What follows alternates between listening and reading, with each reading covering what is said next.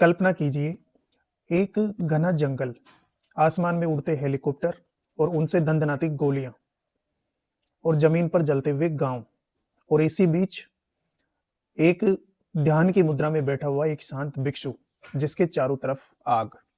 और वो कोई सामान्य आग नहीं थी, एक ऐसी आग जिसने सुपर पावर को हिला डाला।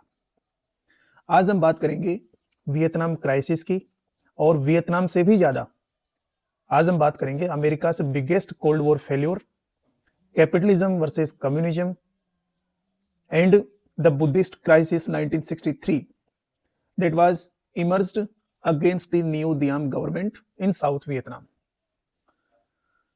और उन सभी इंसिडेंट्स और सच्चाई की बात करेंगे जिसे अक्सर टेक्स्ट बुक्स छिपा लेती है। सेकेंड वर्ल्ड वॉर के बाद पूरी दुनिया दो खेमों में बट चुकी थी। The first is capitalism block that was totally controlled by United states of America. Second, communism block that was regulated by USSR और रशिया।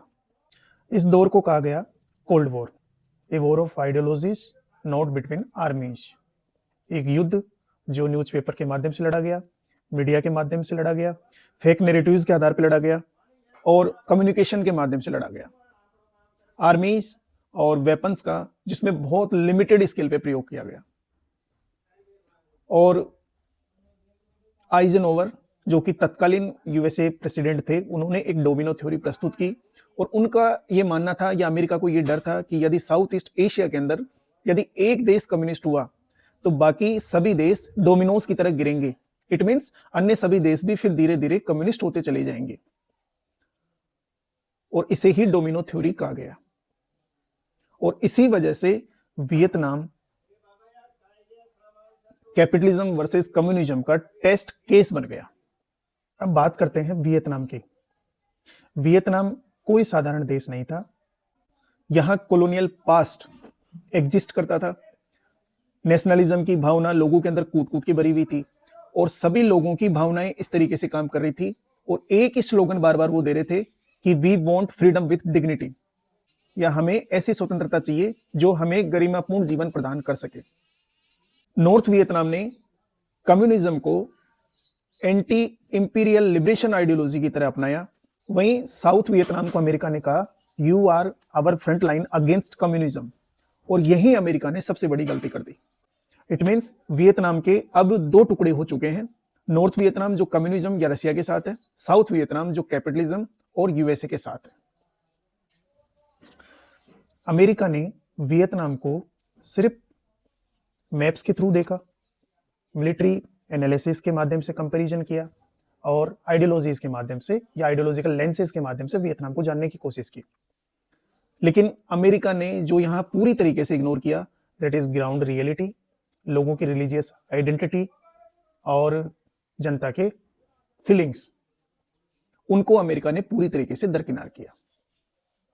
साउथ वियतनाम में 70% से ज्यादा पॉपुलेशन बुद्धिस्ट थी, लेकिन वहां जो सेंटर ऑफ पावर था या वहां जो सत्ता थी वो थी एक कैथोलिक डोमिनेटेड आइडियोलॉजी थी, जिसके कर्ता धर्ता नियो दियाम थे।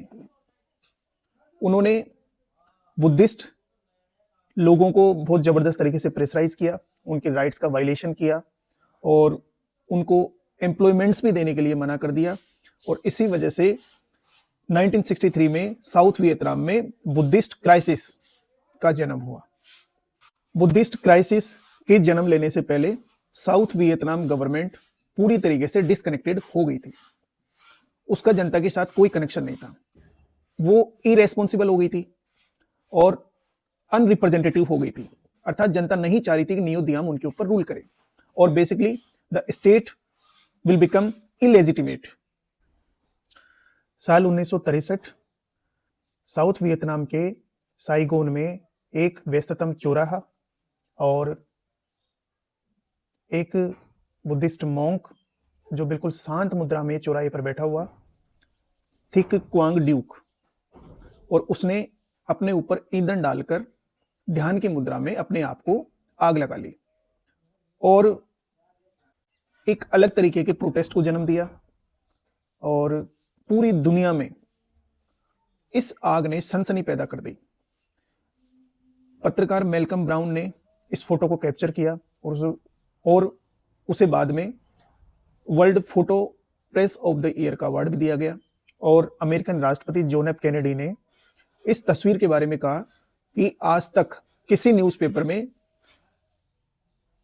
एक भी ऐसी फोटो या पिक्चर नहीं छपी है जिसने इतनी सनसनी पैदा की है जितनी इस फोटो ने की है। इस बुद्धिस्ट मोंग के द्वारा सामान्य तौर पे यह प्रदर्शन करना था कि नियो दियाम की जो कैथोलिक डोमिनेटेड आइडियोलॉजी की जो गवर्नमेंट थी वो लगातार बुद्धिस्टों का उत्पीड़न कर रही थी, उनके अधिकारों को छीन रही थी, और एक ऐसी गवर्नमेंट का नेतृत्व वो कर रहे थे जो बेसिकली अनरिप्रेजेंटेटिव थी, इलेजिटिमेट थी, जिसे सत्ता में होने का कोई अधिकार नहीं है। ये तस्वीर पूरी दुनिया ने देखी और ये एक स्पेशल टाइप का प्रोटेस्ट था। और यहीं से साउथ वियतनाम के बारे में कहा गया, या साउथ वियतनाम स्टेट के बारे में ये कंक्लूजन निकाला गया कि ए मोरल डिक्टेटमेंट ऑफ द स्टेट। और यहीं से साउथ वियतनाम गवर्नमेंट ने या नियो दियाम गवर्नमेंट ने अपनी पॉपुलैरिटी खो दी और अमेरिका ने अपनी क्रेडिबिलिटी। और साउथ वियतनाम में सिर्फ एक नारा दिया गया, no slogans, no violence, no guns, just silence and fire and fire. अब वियतनाम वॉर बदल चुका था। नाउ वियतनाम वॉर है चेंज्ड। अब यह सिर्फ गन्स वर्सेस गन्स नहीं था, टैंक्स वर्सेस टैंक्स नहीं था। अब यह युद्ध बन चुका था people versus power, faith versus force. USA के पास थे एडवांस्ड टेक्नोलॉजी, एडवांस्ड वेपन्स और एयर स्ट्राइक जैसी सुविधाएं, लेकिन वियतनाम के पास था पीपल्स सपोर्ट। और यही एक चीज है जिसे कोई सुपर पावर कभी मैन्युफैक्चर नहीं कर सकता। यानी अब वियतनाम युद्ध सिर्फ पॉलिटिकल और मिलिट्री नहीं रह गया, बल्कि इसमें इमोशनल कंटेंट जुड़ता चला गया। लोगों ने अपने सेंटिमेंट्स को वियतनाम के साथ जोड़कर देखा। 1968 में टेट ऑफेंसिव देखा गया, अर्थात मिलिटरीली रूप से USA was not defeated, but at the political level it was a disaster. American जनता ने यूएसए गवर्नमेंट से पूछा, what are we even fighting for? हम किसके लिए युद्ध लड़ रहे हैं? एंड पूरी तरीके से अमेरिकन मीडिया बदल चुका था, अर्थात USA media turned critical, student protested और ट्रस्ट कोलैप्स्ड। और यहीं से जन्म होता है वियतनाम सिंड्रोम का। इस वियतनाम सिंड्रोम जो एक भारी भरकम पॉलिटिकल वोकेबलरी है या टर्म है, इसे पॉलिटिकल साइंटिस्टों ने बार बार इसे विभिन्न एग्जाम्पल्स के माध्यम से इसको रिप्रेजेंट करने की कोशिश की है। जैसे उन्होंने एक बार कहा कि अफगानिस्तान रशिया के लिए वियतनाम सिद्ध हुआ, यानी वो भी जैसे अमेरिका के लिए वियतनाम एक फेल्योर सिद्ध हुआ, वैसे ही अफगानिस्तान भी रशिया के लिए फेल्योर सिद्ध हुआ। और ये बार बार ये दिखाता है कि जब कोई सुपर पावर किसी दूसरे देश के अंदर इन्वेजन करता है इलेजिटिमेट तरीके से और रिसोर्सेज को ऑक्यूपाई करने के तरीके से, तब बार बार उनको डिफीट झेलनी पड़ती है। लेकिन चूंकि कोल्ड वॉर के पूरे सिनेरियो या बहुत लंबे पीरियड ऑफ टाइम के अंदर बार बार ऐसा देखा गया, सुपर पावर्स ने जगह जगह अपनी पावर्स को रिस्टेब्लिश करने के लिए इन्वेजन किए और गलत तरीके से वेपन्स का यूटिलाइजेशन हुआ और वेपन्स का एक्सपोर्ट हुआ। लेकिन चूंकि ये जियो पॉलिटिक्स है, ग्लोबल पॉलिटिक्स है, तो ये ऐसे ही कन्वर्ट होती रहती है। बार बार कोई भी सुपर पावर अपनी डोमिनेंस को एस्टेब्लिश करने के लिए ऐसे रास्ते अपनाते हैं ताकि उनका वर्चस्व बना रहे। देन लास्ट 1973 में पेरिस पीस एकॉर्ड्स हुए। 1975 में finally the Saigon fall. It means South Vietnam से अमेरिका को बाहर होना पड़ा। अमेरिका एग्जिस्ट और वियतनाम फाइनली यूनिफाइड हो गया। कोल्ड वॉर में हमने देखा कि military power does not guarantee political victory, अर्थात आपके पास वेपन्स मॉडर्नाइज्ड हो सकते हैं, एडवांस्ड हो सकते हैं, लेकिन फिर भी कोई गारंटी नहीं है कि आप राजनीतिक सत्ता भी प्राप्त कर सको जो क्रेडिबल हो, जनता के भीतर पॉपुलर हो, तो ये सब देखने वाली बातें हैं। तो अब हम इसका कंक्लूजन निकालते हैं। हमने शुरू में कहा था कि अमेरिका के लिए Vietnam biggest cold war failure रहा।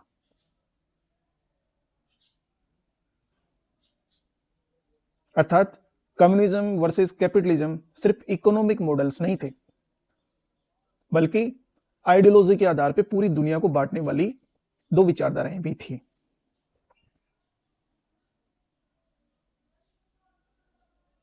और किसी भी सेंटर ऑफ पावर को लेजिटिमेट होना पड़ेगा, क्रेडिबल होना पड़ेगा, और जनता के अंदर अपना फेथ और अपना सपोर्ट इंक्रीज करना पड़ेगा, तभी वो स्थायी रूप से कहीं भी शासन के लिए एग्जिस्ट कर सकते हैं और अपनी लेजिटिमेसी बढ़ा सकते हैं।